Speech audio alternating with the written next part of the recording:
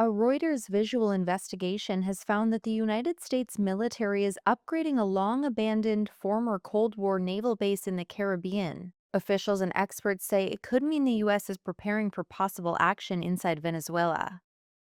So, why is the U.S. restoring the base now? This is not something that the region is accustomed to seeing. Ryan Berg is director of the Americas program and head of the Future of Venezuela initiative at the Center for Strategic and International Studies.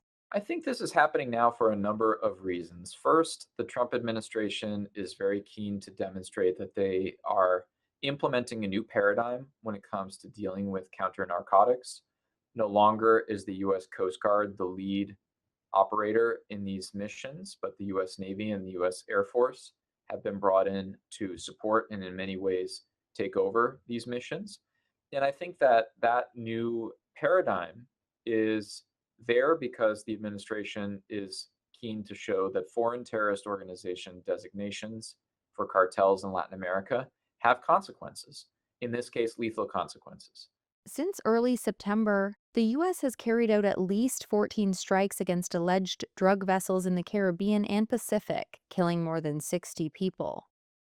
The upgrades in the Caribbean are taking place at Puerto Rico's Roosevelt Roads Naval Base. The Navy withdrew from the facility more than 20 years ago in 2004. Before that, it was one of the biggest U.S. naval stations in the world. One U.S. official told Reuters the base occupies a strategic location and offers a large amount of space for gathering equipment.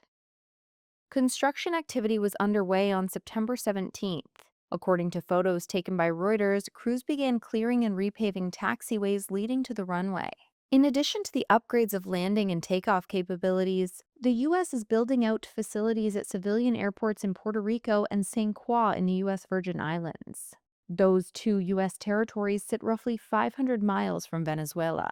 Reuters spoke to 3 U.S. military officials and 3 maritime experts, who said the new construction in Puerto Rico and the Virgin Islands pointed to preparations that could enable the U.S. military to carry out operations inside Venezuela.